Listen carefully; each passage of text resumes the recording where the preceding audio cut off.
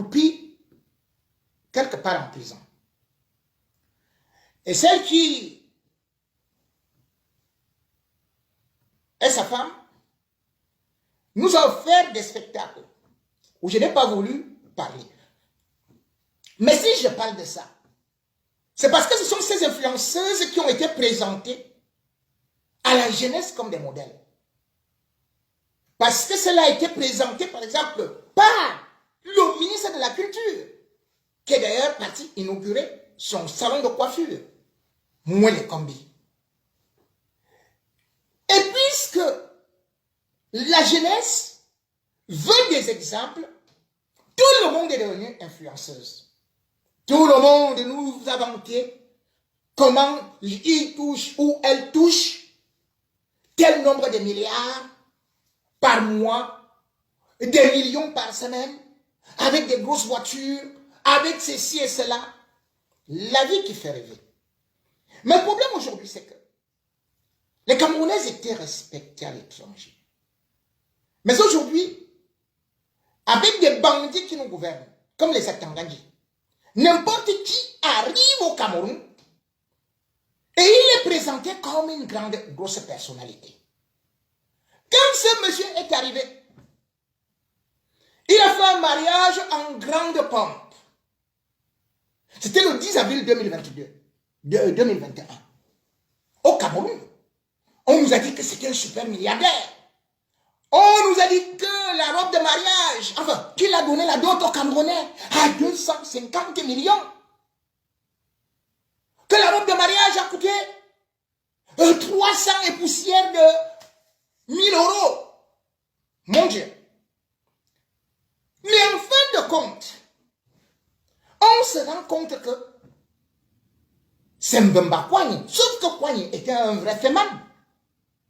Comment est-ce possible qu'un milliardaire va de pays en pays, loue des maisons, loue des studios, loue des chambres, loue ceci, loue cela, et il ne parvient pas à payer? La dernière fois, j'avais parlé d'un incident qui s'était produit non loin de là où on a enterré Amadou Ahidjo, dans un appartement au premier niveau.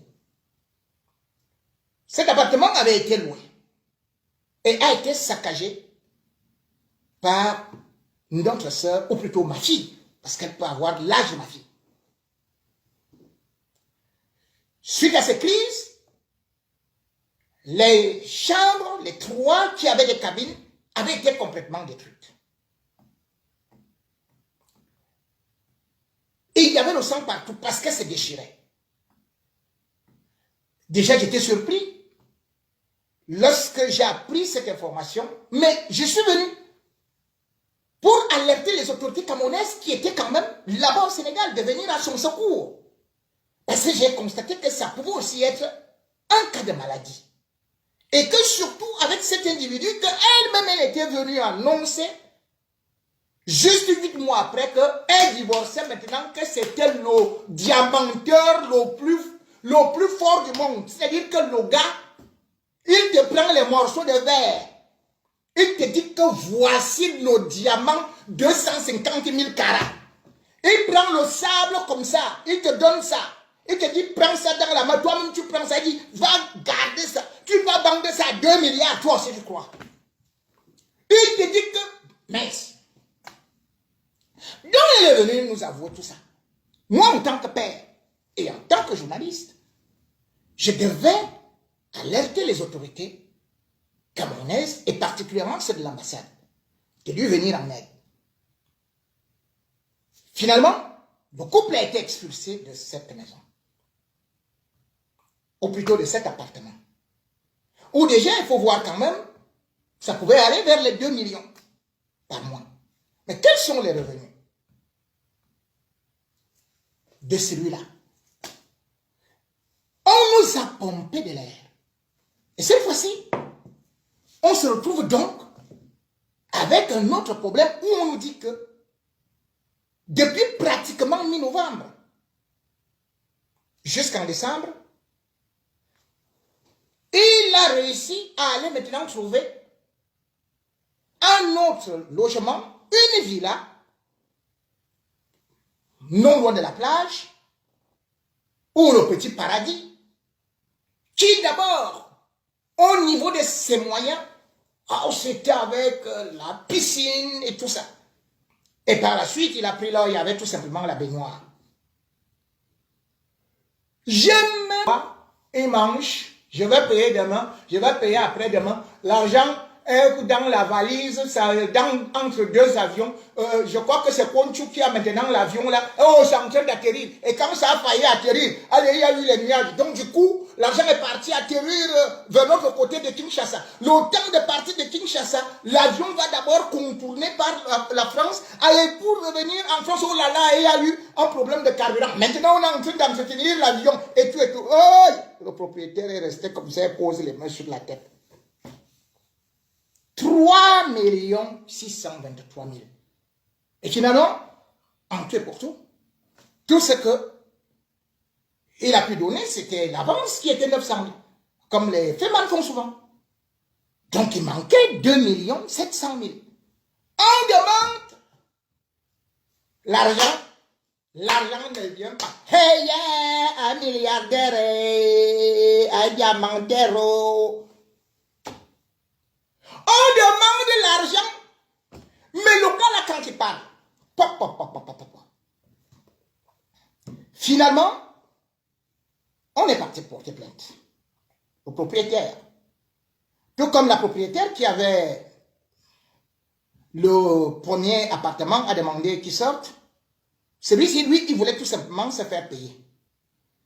Sauf que, en y voyant ce qui se passait, on a dû constater qu'il n'avait pas les moyens de sa politique. Donc, qu'il ne pouvait pas payer. Et c'est pour cela qu'on a donc décidé d'aller avec lui dans la prison de Mbour, en détention provisoire. Mesdames et messieurs, chacun doit, dans la vie, montrer parfois son niveau de vie en fonction de ses moyens. Et cette histoire, qui bien évidemment fait honte au peuple camerounais, à nos sœurs, parce que je ne me moque pas de son insolvabilité,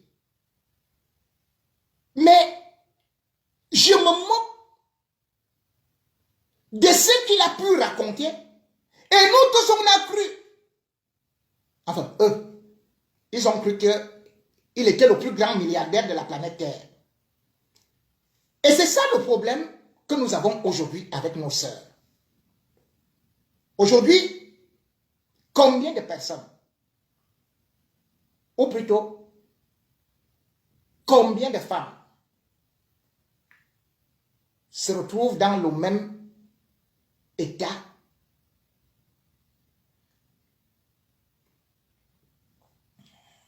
Je vais d'abord vous présenter le dernier appartement qu'il occupait.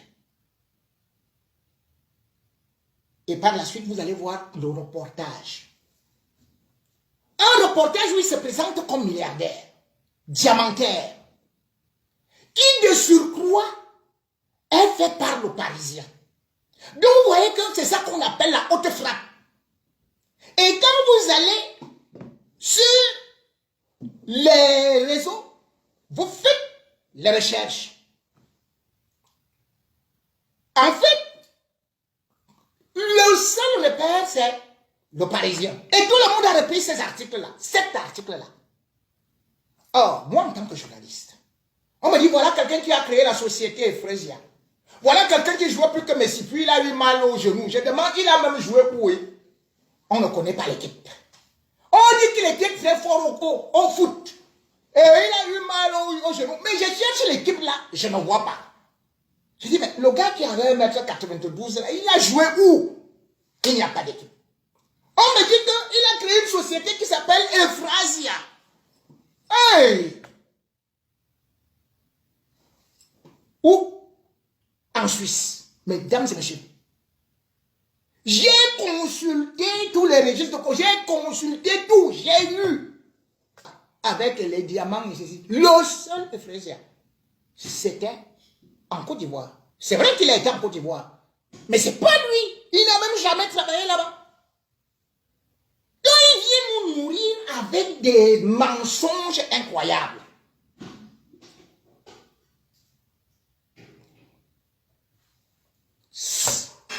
Ça, parce que le Cameroun, aujourd'hui, dès que vous venez, vous vendez le rêve. Les ministres vous reçoivent. Vous passez dans des chaînes de télévision. Vous dites, oh, j'ai aidé les pauvres à tel ou tel endroit, j'ai été candidat. Tout le monde peut être candidat et tout et tout. Sauf que le résultat là, c'était 0,000000003. C'est-à-dire qu'à peine 4 personnes de son quartier l'ont voté. Mais la fémania, c'était quoi? C'est de nourrir les gens avec ce reportage. On voit d'abord. Non, je vais baisser. Non, je vais baisser. Voilà. Voilà, ça c'est l'appartement d'autrui. C'est l'appartement qu'ils occupaient. Et cet appartement, je vais baisser complètement. Voilà. Et cet appartement, bien évidemment, c'est là où ils ont été chassés. Cet appartement, on a demandé qu'ils aillent dédommager. Mesdames et messieurs, comment vous pouvez croire qu'un milliardaire signe des crédits, mange à crédit, et on est en train de le vendre, et en Côte d'Ivoire, là on nous dit là, là-bas il a encore frappé. Et voilà comment il a frappé les Français, avec ce reportage. Voilà, regardez, je vais vous montrer. Le président. Ah, il fallait voir. Attendez. Quand on habite dans un quartier, on n'a pas trop de perspectives. Soit c'est le foot, soit c'est la musique, soit c'est le crime. On a commencé par le foot. Voilà le diamanteur. Le crime, ça ne m'a pas intéressé. Et le rap, je ne sais pas rapper. Quoi faire? Je pourrais faire marcher la cervelle. Ici, c'était une place. Et je joue tous les jours au foot parce que ici, c'est mon bâtiment. C'était mon bâtiment. Il a été détruit. Le bâtiment bleu, c'était mon école primaire. Donc juste en face de mon bâtiment, l'école primaire, les 80. Ça a commencé avec les cas précieux. C'est la base.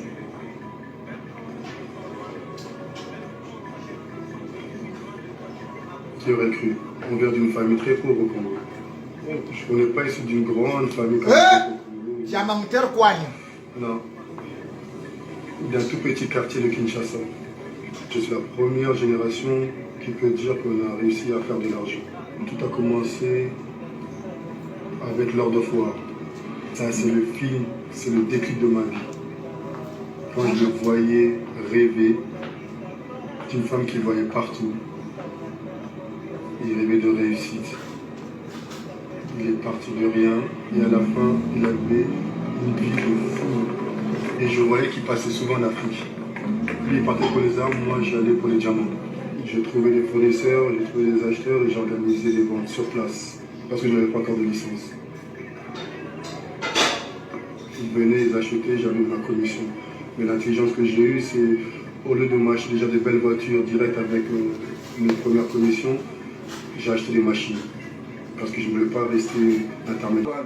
Quand on était petits, on les voyait rapper, plan hostile. On se disait, avec eux, on va manger l'argent du rap, et avec nous, on va manger l'argent du foot. Les rêves de gamin. C'est quelqu'un qui aime bien briller. C'est toujours quelqu'un qui a donné du respect aux grands frères.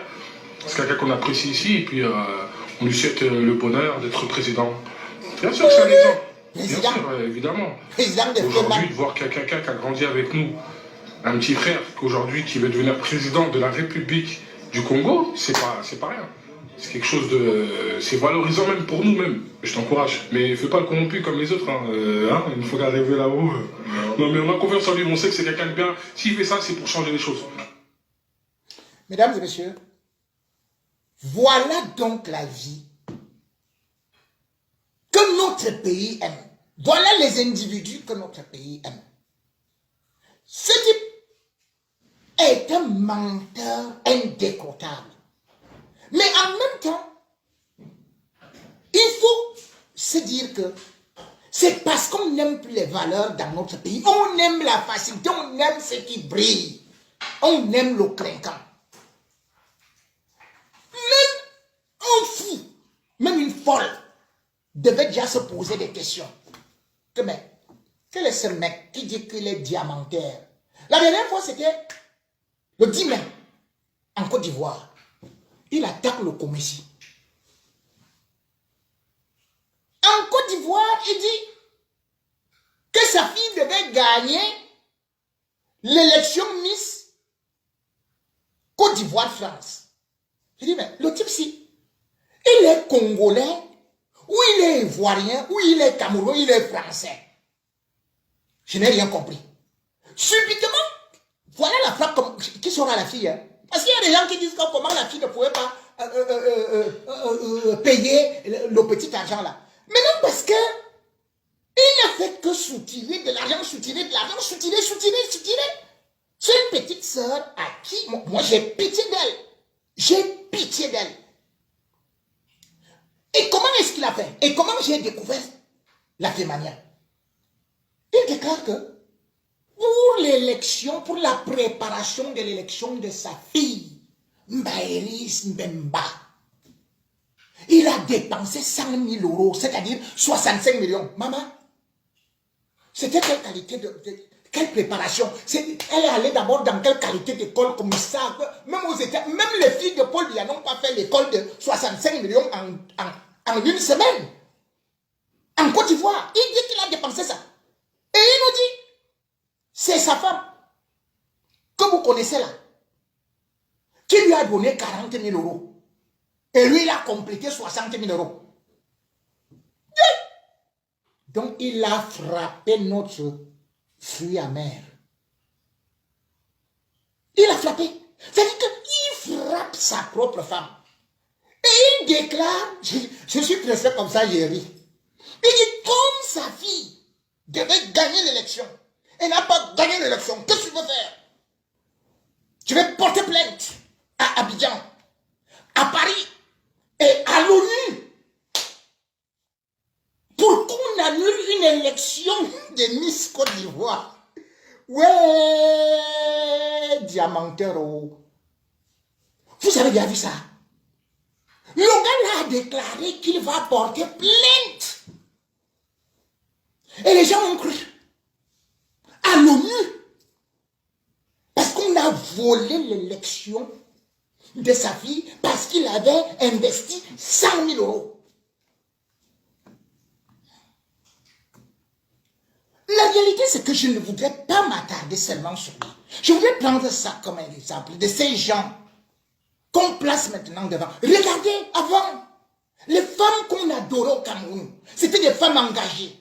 Aujourd'hui, les femmes qui brillent, ce sont les femmes qui font des bruits dans des réseaux sociaux, qui viennent vanter des femmes, qui font ceci, qui font cela, qui veulent montrer que oh, j'ai changé la robe, j'ai changé la voiture, j'ai changé ceci, j'ai changé cela. Le Cameroun a besoin des femmes engagées, des femmes qui prêchent